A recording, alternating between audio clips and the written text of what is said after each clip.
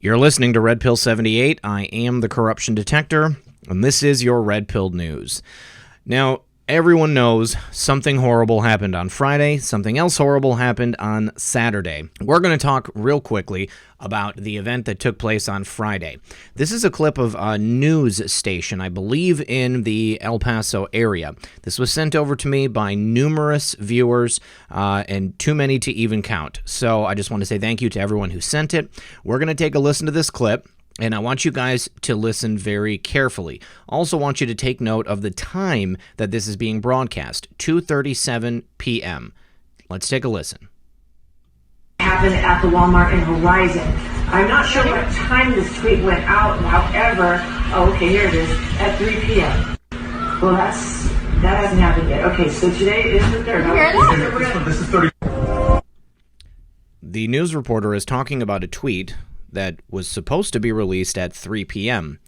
At 2:37, they're talking about an event that hasn't taken place yet. I just want you to process that and think about what that means. We're not going to talk about it any more than that because every time I talk about this, YouTube shuts the videos down. But everyone knows what I'm referring to, and everyone knows, or you should know at this point, what that means. How could they know about it before it happened? Also next, in a tweet from Paul Sperry, looks like Democratic presidential candidate Julian Castro, who proposes decriminalizing border jumping, and his twin representative Joaquin Castro, just published the names and employers of Trump donors, learning their radicalism from their communist parents who advocated reclaiming the Southwest U.S. for Mexico. That's right, Julian Castro has published the names and information of Trump donors in the area.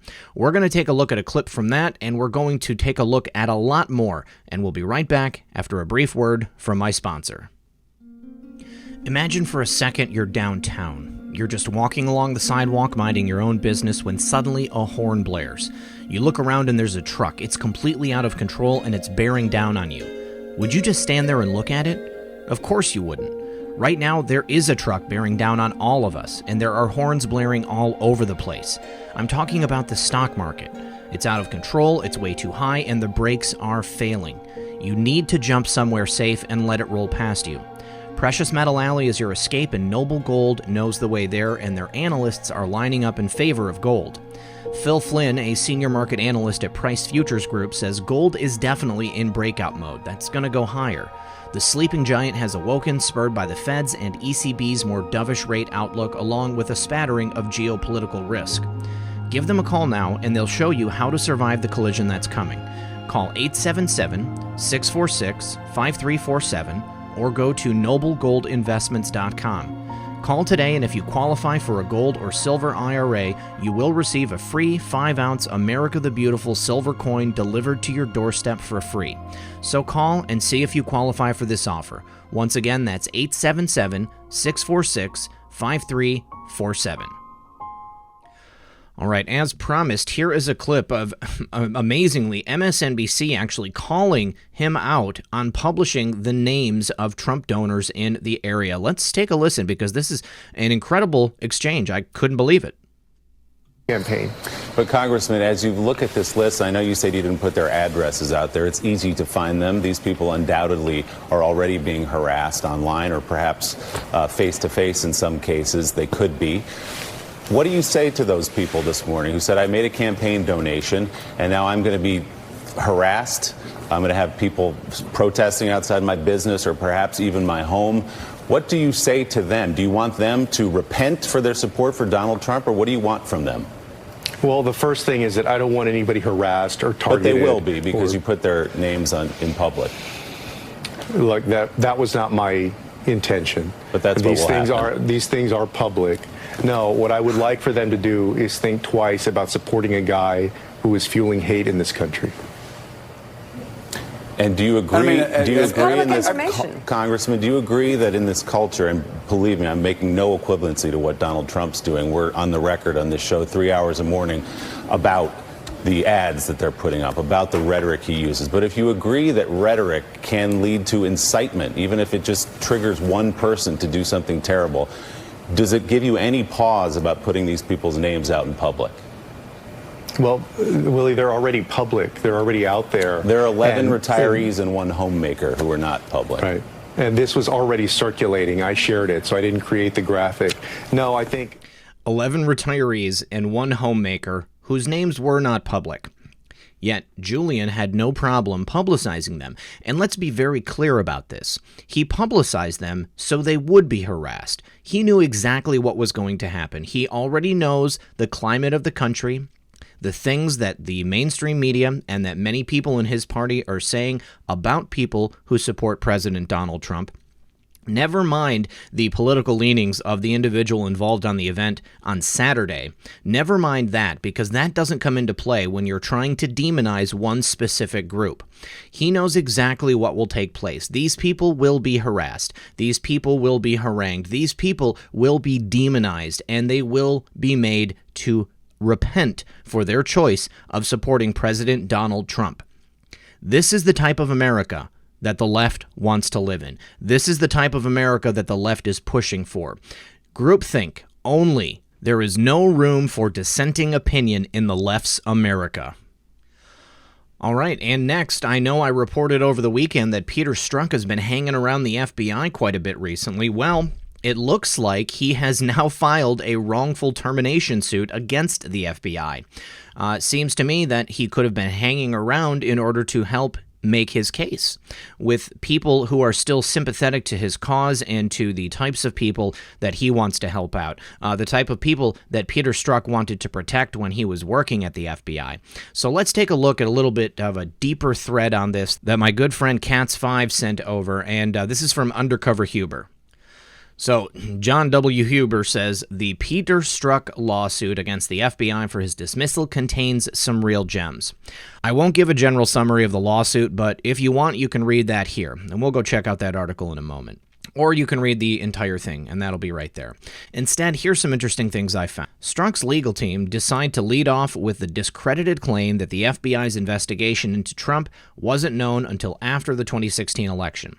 While it wasn't publicly acknowledged by the FBI, it was known to the public before the vote, and as proof of that, we have this article here from the New York Times, October 31st, 2016, and it says, investigating Donald Trump. FBI sees no clear link to Russia. Right here from the lawsuit, the existence of that investigation did not become publicly known until after President Trump was elected. Absolutely incorrect. The New York Times reported on it back in October of 2016. Management in the FBI Counterintelligence Division gave a character reference to Strzok to try and avoid him being fired, calling him gifted, who they believed would never again engage in misconduct. As the input from the management in Special Agent Strzok's assigned division, which affirmed that you are an extremely talented and intelligent investigator, gifted agent and hardworking employee who your division believes will never again engage in misconduct. Right. As late as August 8, 2018, the FBI's Office of Professional Responsibility wasn't prepared to fire Strzok, only suggesting a 60-day suspension and a demotion. The decision was made by OPR Assistant Director Candace Will, and Will was a Mueller appointee heavily involved in FISA. Right there.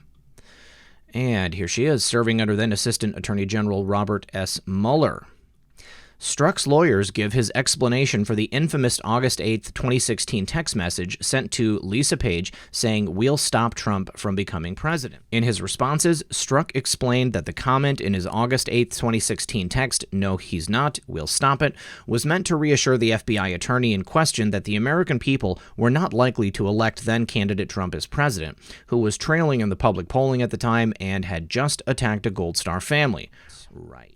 Of course, when testifying to Congress at the same time as his explanation to the FBI, Strzok said he couldn't even remember writing this Stop Trump message, but he still knows exactly what he meant, and it wasn't anything to do with him stopping Trump. Right. And if you'll remember here, he says, I do, thinking about it now, I am not saying I didn't write it, but at the time, I did not recall writing this. But now he remembers exactly what he meant, even though when he was under oath, he couldn't even remember writing the message. Well, reminder that "We'll Stop Trump" message was mysteriously lost from Strzok's FBI-issued phone and lost from the FBI's text message archiving system, despite every other message between Page and Strzok being recorded on that day. Incredible coincidence. The now FBI Deputy Director David Bowditch apparently reassured Strzok that his incredibly biased and offensive messages would not significantly affect Strzok's career at the FBI. Bowditch eventually countermands OPR's decision to go lenient on Strzok and fires him. Important. If it is true that Deputy Director Bowditch only eventually decided to fire Strzok because the FBI was getting bad press as late as August 2018, that's a major problem. It suggests an institutional inability of FBI leadership to identify staff bias absent external pressure. Finally, and just for the lefty blue ticks, here's some fun. In the formal written firing notice to Strzok, Deputy Director Bowditch refers to Strzok in the Russia collusion investigation. Remember how the FBI and Mueller never looked at collusion, just conspiracy. Very interesting. Deputy Bowditch relied entirely on the specification relating to Special Agent Strzok's text messages as the basis for purportedly overturning Assistant Director Will's decision. Though the Office of Inspector General found no evidence that your bias impacted your investigative actions or decisions, your sustained pattern of bad judgment in the use of an FBI device called into question the decisions made during the Clinton email investigation and the initial stages of the Russia collusion investigation. Again, collusion is not a crime. That was not the basis of the investigation. That's incredible. So lots of gems here in the Peter Strzok lawsuit. Like I said, I will include the direct link to get to the lawsuit itself, but let's go ahead and take a look at the breakdown from the Hill. All right, Peter Strzok, key figure in the Russia probe, sues the FBI and the DOJ over his firing.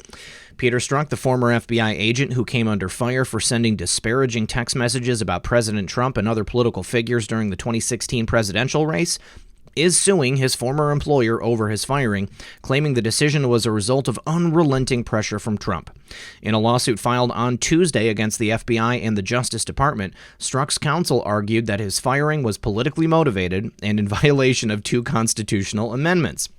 In particular, they argued that he was fired for using his protected political speech under the First Amendment, and that the FBI also deprived him of his due process under the Fifth Amendment by denying him the right to appeal the decision. The lawsuit also alleges that unlawful leaks to the press violated the Privacy Act. Well, he's going to have to talk to his buddy Andy McCabe about that one. The concerted public campaign to disparage and ultimately fire Special Agent Strzok was enabled by the defendant's deliberate and unlawful disclosure to the media of texts intended to be private from an FBI system of records in violation of the Privacy Act. Strzok, who was fired in August of 2018, argued that his firing was politically motivated because a top FBI executive originally recommended a different, less extreme disciplinary response to his conduct. FBI Assistant Director Candace Will, who led the Office of Professional Responsibility, initially recommended against firing the agent, instead proposing that he be demoted and suspended for 60 days without pay. Will's decision was based upon the facts underlying the charges in the proposed removal, the agency's schedule of disciplinary offenses, the agency's record of discipline in comparable circumstances, and upon Strzok's long and outstanding record of service to the FBI and the country, the court documents argue. Nevertheless, Strzok was still fired, and because his firing was effective immediately, he was prevented from appealing the decision to the FBI's Disciplinary Review Board or any other formal avenue to receive due process. The discharge decision was made by Deputy Director David Bowditch and was the result of unrelenting pressure from President Trump and his political allies in Congress and the media. What allies in the media? Strzok's firing came also after Justice Department Inspector General Michael Horowitz released a lengthy 500-page report last year that fiercely criticized Strzok for his conduct, saying he displayed a biased state of mind during a key phase of the investigation into former Secretary of State Hillary Clinton's email practices. Strzok, a 21-year veteran of the Bureau, sent messages critical of then-Republican candidate Trump during the 2016 presidential race to then FBI lawyer Lisa Page. The two were having an extramarital affair at the time. One of the most explosive revelations from Horowitz's report was a text Strzok sent to Page in which he said they will stop Trump from becoming president.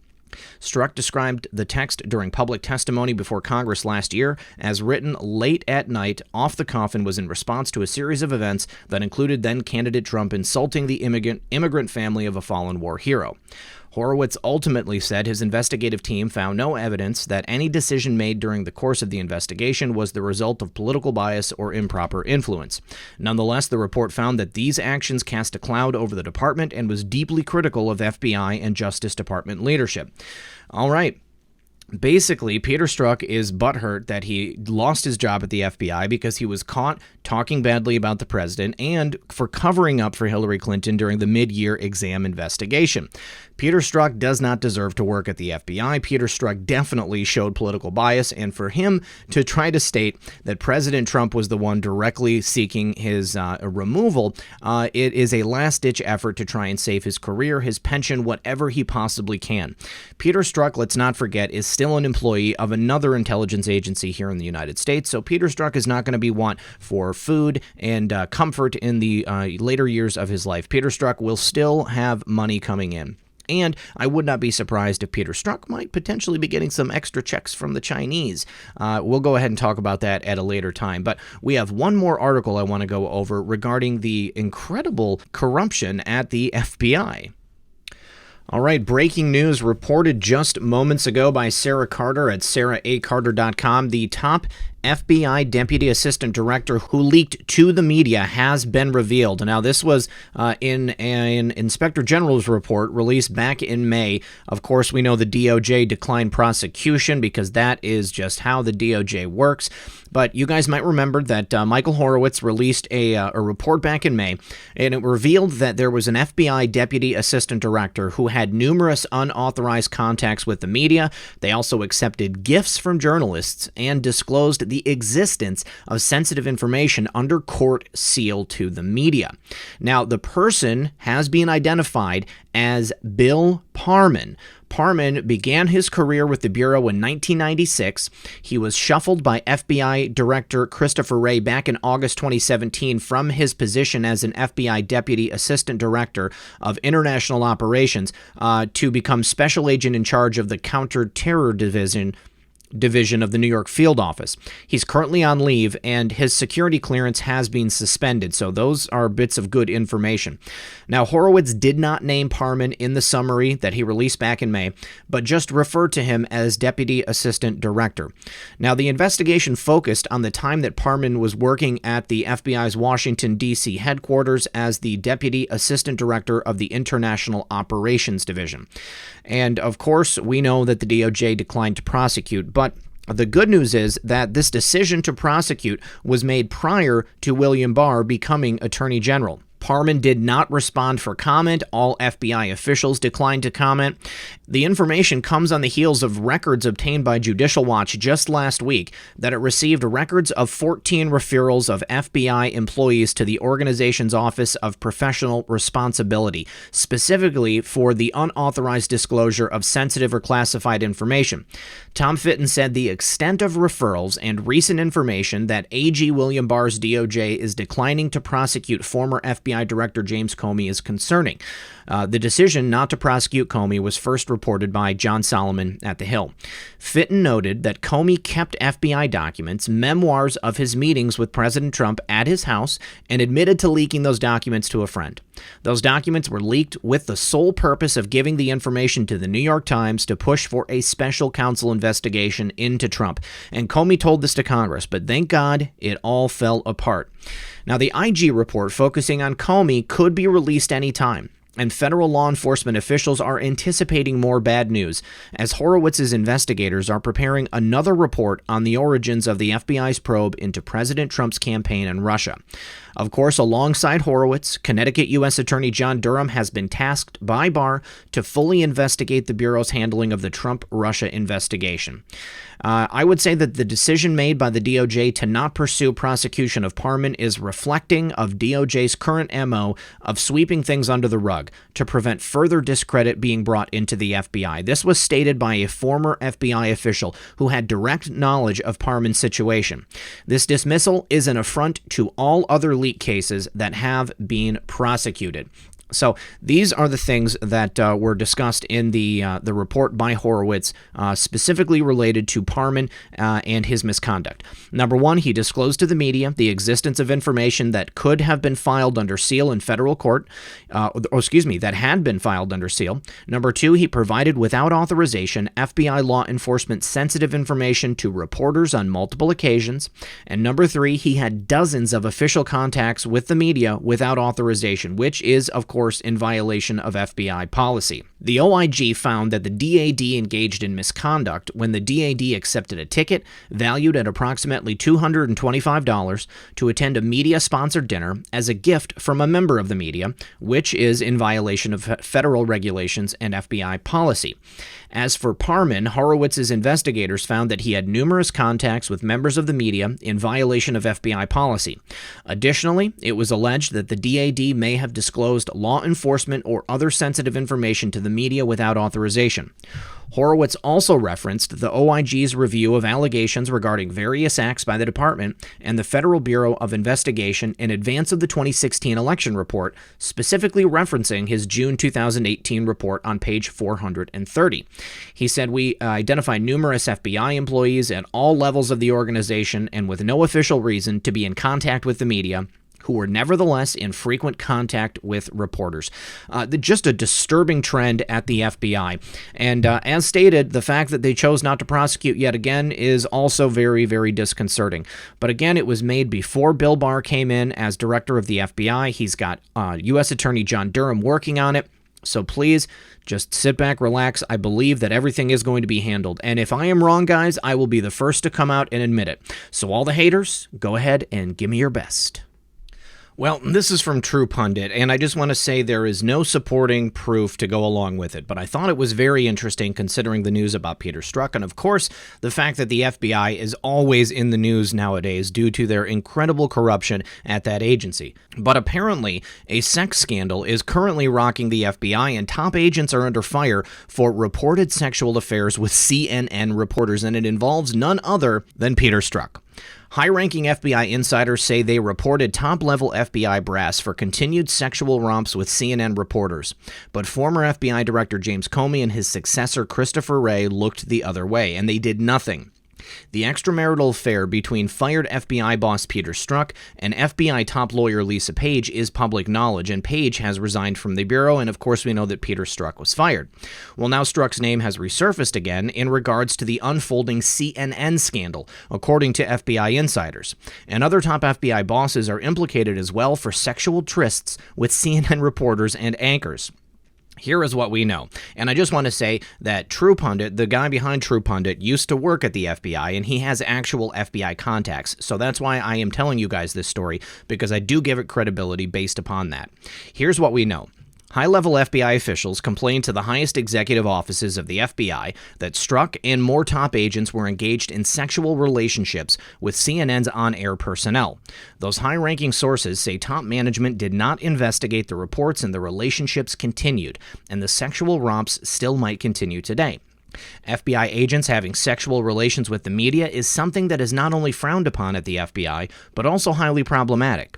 Look no further than the classified leaks that CNN has published breaking anti-Trump stories with insider information from Justice Department insiders. It all starts to make sense. Everyone saw the texts between Strzok and Page, but they both worked there, said one FBI insider. I can imagine the texts between agents and their girlfriends who don't have a security clearance, and who are paid to publicize insider intelligence or spread rumors the anti-Trump FBI bosses want to be spread. It's a perfect setup for fake news or an organized propaganda underground to slander the Trump White House or other enemies. Strzok and Page, for instance, were caught leaking stories to the Washington Post and other mainstream news outlets, according to the content of their texts, which have been made public. The content of those stories had a negative slant toward President Donald Trump. They always do. FBI insiders believe sensitive and classified intelligence was leaked to CNN as a byproduct of agents engaged in sexual affairs. Strzok also worked as an investigator for Robert Mueller's probe of President Trump and his campaign before the FBI boss was fired from the team for those anti-Trump texts. Mueller's team also leaked several stories during the time frame that Strzok was employed under Mueller. Many of those stories were first published by CNN. The FBI for decades did not permit married agents to engage in extramarital affairs with anyone, especially members of the media. That offense was grounds for termination because FBI directors like Louis Freeh believed agents could be compromised by blackmail and outside influence, and therefore the practice was outlawed, as it should be. While Free was a strict taskmaster on the subject, Comey and Wray just looked the other way. Ignoring such problematic reports has angered many FBI agents and bosses, and the fact that the troubling allegations, which were provided in detail to Comey and later Wray, were never investigated, smacks of an overt cover-up, and yet another black eye for the embattled FBI. Well, it stands to reason that the FBI would definitely want to keep something like this out of the media, especially if the media is involved. This is very, very bad for the FBI, and it definitely reeks of a cover-up. Hopefully, this is something that's going to come out. It's going to break.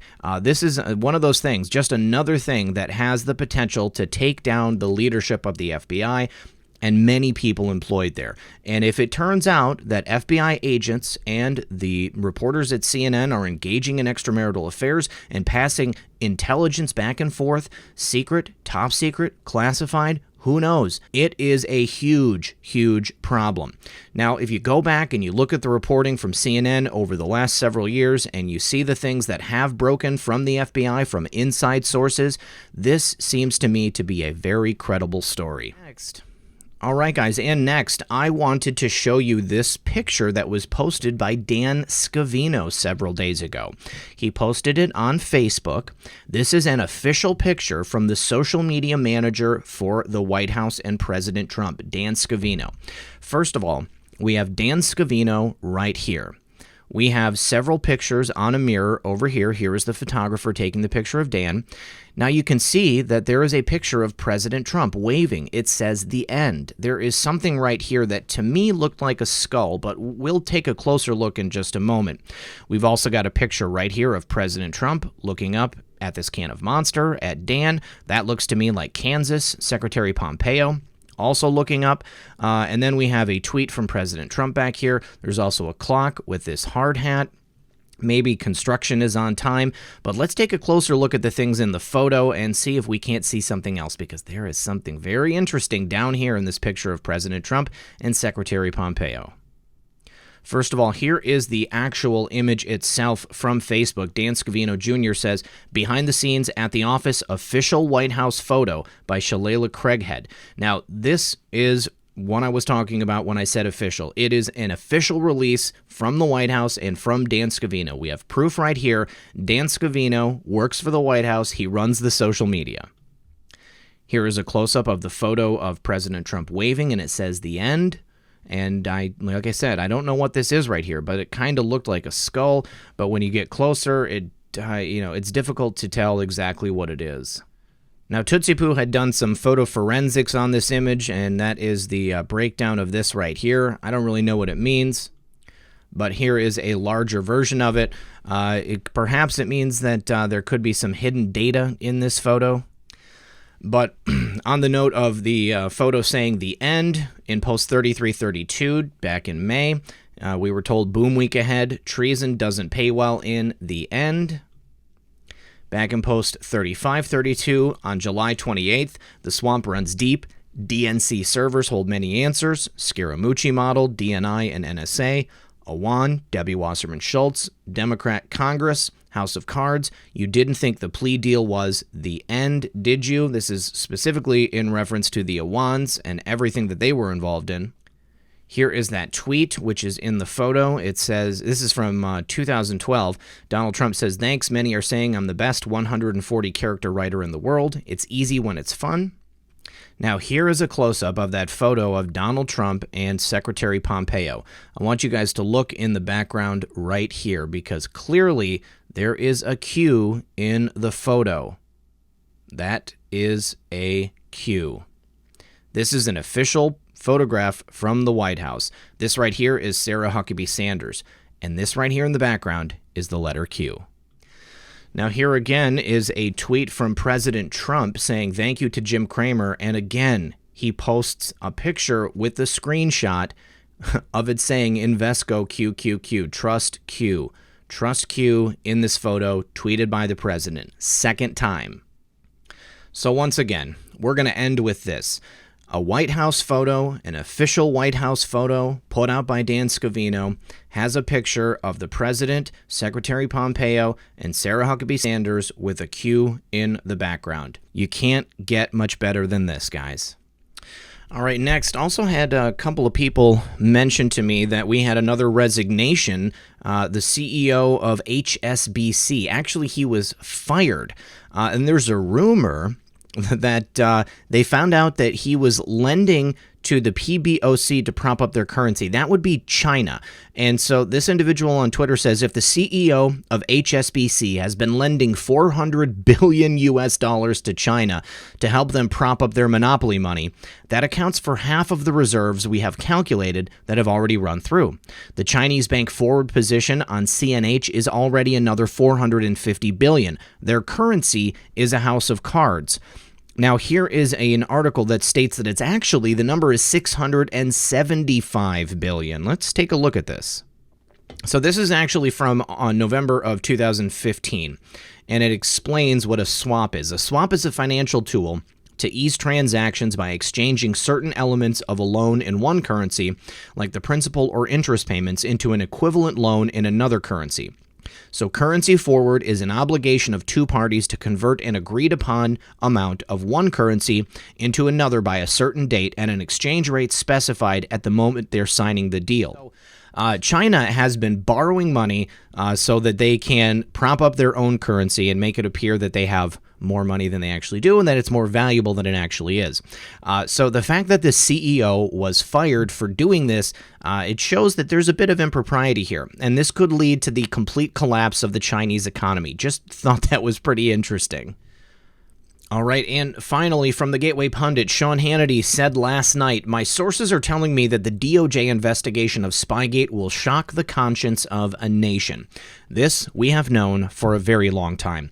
Sean Hannity told his audience again on Tuesday that when the DOJ investigation of FISA abuse and the Spygate scandal on Trump is complete, it will shock the conscience of a nation. Sean had this to say during his first segment last night. We're actually going to listen to the clip directly, and we'll be right back. My source is very strongly confirming to me that, and I know you felt differently than me last week on the issue, for example, on Comey, the issue of intent as it relates to, okay, he did have those documents in his house, less than candid, lack of candor, as they call it, lying. But at the end of this investigation, my sources are telling me tonight it will be so big and so massive that everything that we have been telling our viewers by, say, no later than the fall, it's all going to be revealed to the American people. Well, I hope that's the case. We have documents out there showing there's this culture of corruption at the FBI with regard to leaking. 14 leaks, only 4 firings. Some were recommended for significant suspensions. They couldn't even get that done.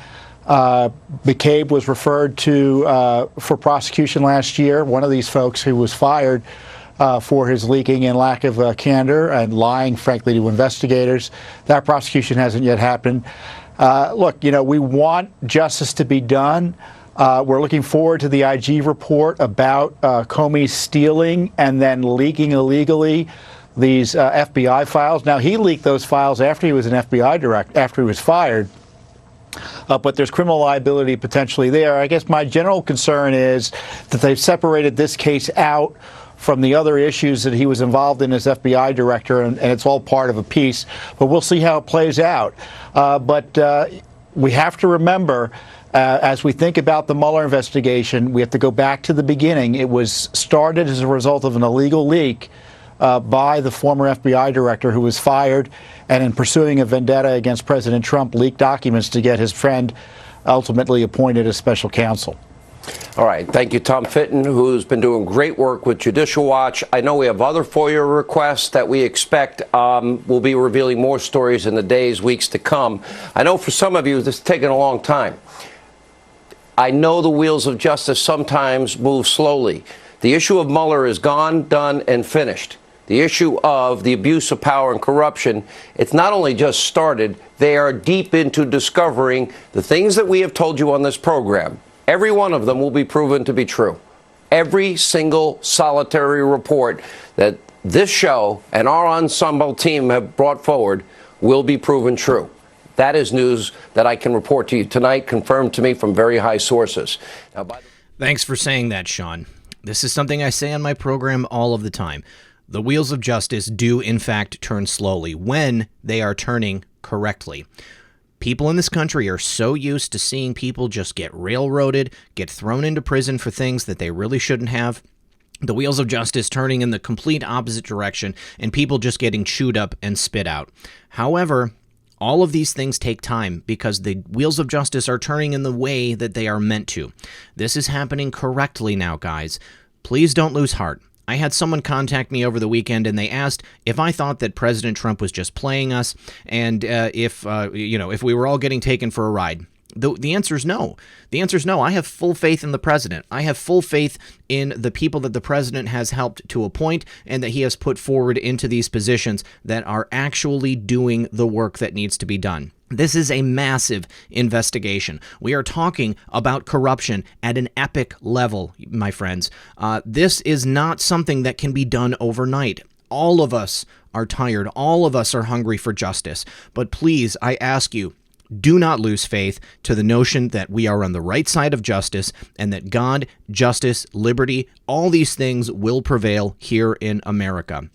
If President Trump is taking us for a ride, there is absolutely no way he will win a second term. Please do not lose faith. Sean Hannity then, in the next segment, said that he has been told by high-level sources that by the time that U.S. Attorney Durham is done with his job and Attorney General Barr is done with his job and the investigation is completed with the information from Horowitz, it's going to shock us. It's going to shock the nation. Now, that's not us, guys. We already know what's going on, but he's talking about the rest of the nation. Let's go ahead and listen to this next segment. I'll start with you. I go to the person that sees the amusement in this first. Your reaction? Well, I thought he should have been fired the day his tweets and messages became public. You can't be a member of the FBI and try to influence the outcome of an election against the will of the voters. So I think he was appropriately fired. I think his lawsuit sounds to me frivolous. He wasn't fired for partisan political reasons. He was fired because he didn't show the objectivity and neutrality required of a federal agent, particularly a member of the FBI. It's a great agency, but it lives by its neutrality and objectivity, and he violated those principles. He was appropriately fired, and his lawsuit, it seems to me, has no basis. You know, have you ever heard of a case when Strzok interviewed Hillary Clinton? Now, remember, James Comey, they didn't interview her till July 2nd. They were writing her exoneration in May of 2016. Then Comey stepped in and thought he'd be the attorney general because she, of course, was compromised after the tarmac meeting with Bill Clinton, where they only talked about children for almost a full hour, if you believe that. But did you ever hear of anyone being interrogated by the FBI that was allowed to bring in people that were also similarly, like Cheryl Mills and Sarah, help me out, the other person that was in that interview? Well, yeah, Cheryl Mills, who would have been a witness, and, right, and the others that were brought in. Look, Sean, this is the reason why Deputy Director David Bowditch fired him. And remember, when it goes to OPR, there were issues inside the FBI as well. Even with OPR, that's the Office of Professional Responsibility that was doing the review. Remember, there were a lot of people in there that were friends with each other because it's kind of like the FBI. It's like the fox guarding the hen house kind of a thing, you know? And so there were a lot of friends. There was a lot of communications between these folks, and David Bowditch did the right thing. He saw what was going on, and it's exactly what Alan Dershowitz said. He wanted to stop the president. He talked about an insurance policy, the cornerstone of Quantico for the FBI, for FBI agents going through the process of becoming agents and serving their country and in a noble way, is to put aside all political bias, especially during an investigation. And the second reason that he should have been removed, and he was removed, was because he was having an affair. Here is a guy on the Russia desk who's having an affair with another person inside the FBI, both of them married.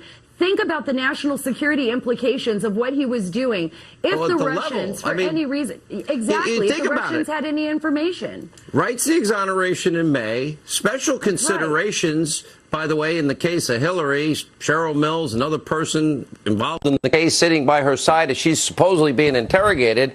Then, of course, exonerates 3 days later, has Comey do that. Comey was involved in the exoneration letter. Then he starts the Russia witch hunt. And even his Lisa Page, according to my sources, Sarah, are saying she's fully cooperating. And she has been for quite a while. And she's also the one in closed-door testimony that said, yeah, after a 9-month investigation into President Trump, no collusion. We had nothing. That's before Mueller even started. And then you look also at a guy like Peter Strzok and his other involvement and stuff here. I would say, from a legal standpoint, even a great lawyer like Alan Dershowitz, Harvard professor that he is, and man I admire, I think you'd have a hard time justifying his actions as an official in the FBI. And don't forget, he worked for Robert Mueller, and Robert Mueller fired him, and then Robert Mueller cleaned his phone and cleaned Lisa Page's phone. Well, Robert Mueller didn't fire him. He put him in a different position. I think he was then. Well, he claims he fired him, and McCabe claims he fired him. So one of them is full of something. But I think the point is, I think we have to have one rule of law applied to everybody. But the rule of law I would apply to everybody would be to stop accusing people of crimes. We should have had an independent commission, where everything came out. I love what Judicial Watch is doing. Bring everything out. Bring everything into the light of the public. Sunlight is the best disinfectant. A commission would have done that. But when you have a special counsel operating behind closed doors, we only get tidbits. We get redacted reports. We get the Mueller report, which didn't contribute at all to trying to prevent Russia from doing this again. We needed a commission with teeth to be able to come up with ideas to stop this from happening in the future. Last question, Sarah, and I only got very little time here. I have my sources confirming to me tonight at very high levels. And by the way, it's not Trump. For everyone in the media, stop your obsession. I have high-level sources telling me tonight that by the time Durham is done with his job and the Attorney General is done with his job and the investigation is complete, adding into it the Inspector General Horowitz, it will shock the conscience of a nation. That is a quote. Absolutely. And that is the exact same thing I have been hearing today from my sources, very senior level sources, that John Durham's investigation is moving full steam ahead and that the information that the public will hear in the upcoming months will shock the conscience and I think will satisfy quite a few people. Thank you both. You've both been phenomenal, and you have been truthful with this audience, which most media has not been. Thank you very much. When we come... Truth and justice is coming, guys. This right here is change we can believe in. This is the change that we have been waiting for. We have been waiting for justice to finally fall upon the swamp.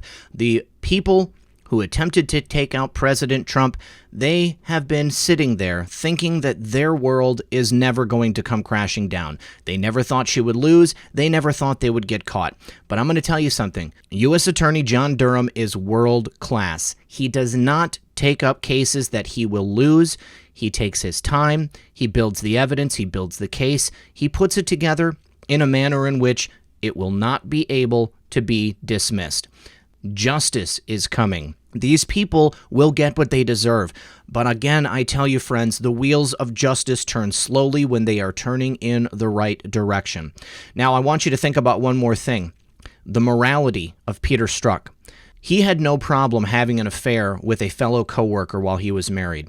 He had no problem communicating about that affair over text message. Is it that much of a stretch to think that he would not also have an affair with anchors at CNN in order to get information leaked to the press so that they would put it out? Think about who his other employer was. Think about the fact that he's a clown agent. Sexual manipulation is something that is a favored tactic of the clowns in America. I can see Peter Strzok doing exactly what True Pundit stated he was involved in, and I can totally see the top brass at the FBI covering it up because that would be a devastating revelation. All right, folks, I want to thank everyone for joining me. As always, this has been Red Pill 78. I am the corruption detector, and this was your Red Pill News. Good luck, everyone, and God bless.